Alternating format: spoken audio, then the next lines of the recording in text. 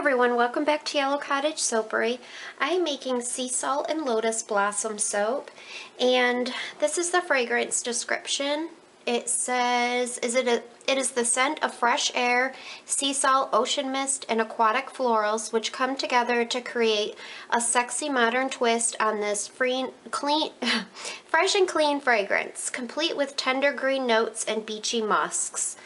And my design plan is going to be, first I'll tell you the colors. I'm using Tahitian Teal from Matte Oils. I'm using Grape Knee High from Matte Oils. And I'm using Hot Pink Mica from Be Scented. Although I'm going to put some titanium dioxide in my batch before I start because I want all of these to be really pale colors. And I'm going to do... let's see, I'm going to do the base is white, and I'm going to just do a little bit of pink. And I have these little soap pieces from another soap that I made, and they're purple and the Tahitian Teal, and I'm going to put those in the white portion, which is probably going to be, I'll probably do a purple or the Tahitian Teal on the bottom, then white in the center with the confetti, and I might drop a little bit of pink into the white portion, and on the top I plan to try to pipe some lotus flowers. I haven't piped them before, and I'm not sure if I know how to do it, but I'm going to give it a shot. And I'm using my 5-pound acrylic mold. This fragrance is supposed to be okay to work with, so we'll see. Let's get started.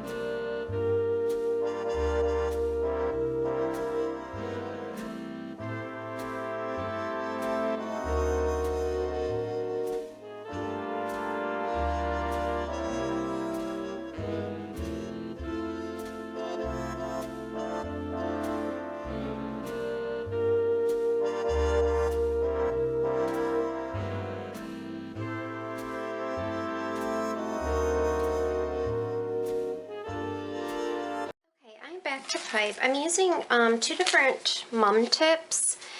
This is this is a Tico 80, and this is Wilton 79, and you can see they're like a U shape.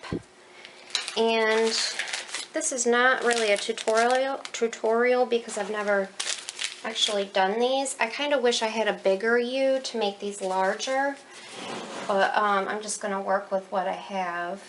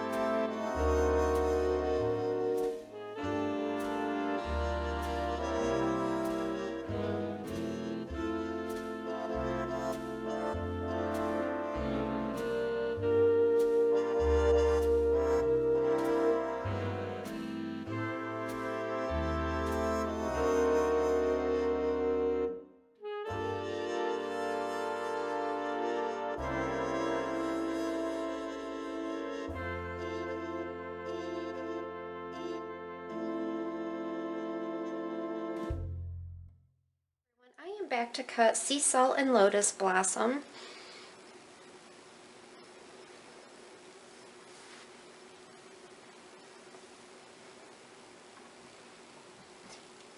Now there is a bigger mum tip that I would have been much better to use that I don't have. I think it's Wilton 401.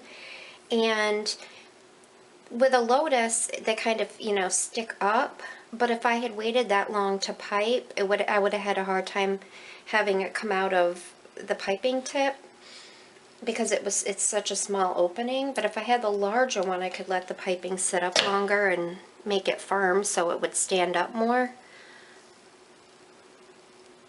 It's kind of cool, different.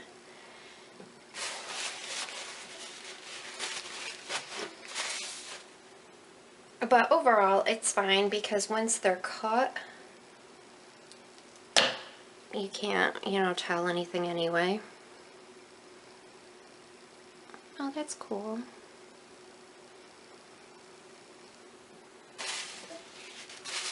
And the smell is still nice and strong.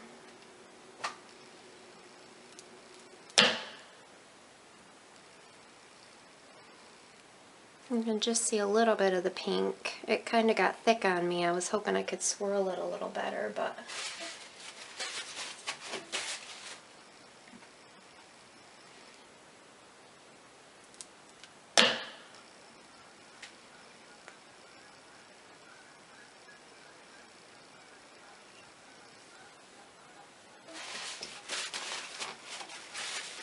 I don't know if you guys can hear on the camera the geese. I have a pond out back and there's a bunch of geese out there, and apparently there's a hierarchy. The swans chase the geese away and the geese chase the ducks, but the swans don't bother the ducks. I don't know. I did read about it online, and apparently the geese tend to take over and eat all the food. So swans usually have a mate for life. So we do have a male and a female out here, and they're kind of dominant. They scare away the geese so they don't eat all the food. And people around here don't really like the geese because they come in such droves, and they can not only eat all the food source, but they poop on everywhere, on everybody's yard and everything. So I was out back earlier pulling some weeds, and there was a guy across the pond. They call them lakes here, but to me it's kind of funny because being from New York, a lake is like, you know, we have the Finger Lakes up there, and they're big, they're huge. And down here, they call a lake like every neighborhood development has these, I call them ponds because they're small, they're not big enough to be a lake, but they have them, you know, in case of fire. They have a water source. And I forgot what I was talking about. Oh, I was out back weeding, and the guy across the way was mowing, and he was kind of going around. And he was going towards two of the geese that were sitting in his yard, and all of a sudden you saw him speed up the mower. And the geese, you know, they can just take off and fly. Instead, they're just kind of waddling and running down the yard. It was so funny to watch. Obviously, he wasn't trying to hurt them or anything like that, but they're everywhere, and they walk down the sidewalk like, you know, they own the place. They waddle down the sidewalk. They'll get in the road in front of you, and you have to completely stop your car and wait for them. And I went by the pool the other day, and there's two little ducks swimming in the pool. But I was reading about them, and because, you know, everybody down here, we have Broadway at the Beach and Barefoot Landing, which has a ton of fish in their water. It's a place you can go to shop and has restaurants. And there's tons of fish, and there's tons of ducks and everything. And people are constantly feeding them bread and all of that. Well, I read about it, and because I wanted to know if I could feed these guys, the little ducks. And it said no, you're not supposed to feed them bread and stuff because it messes up their digestive system, and if they're a baby duck, it can affect the way they develop and all of that. So it says to feed them lettuce and celery, but I've tried to do that to the swans as well, and they're not interested in the lettuce. But we did go fishing in this pond. We have catch and release, and Mark and the girls and I went, and they all caught huge catfish. And they also each caught a turtle. So we have tons of turtles. We try to avoid them, but they go for the food too. But I didn't catch anything. I was out there in the dark, still trying to fish so I could catch something, but... Okay guys, thanks so much for watching, and I will catch you on the next video.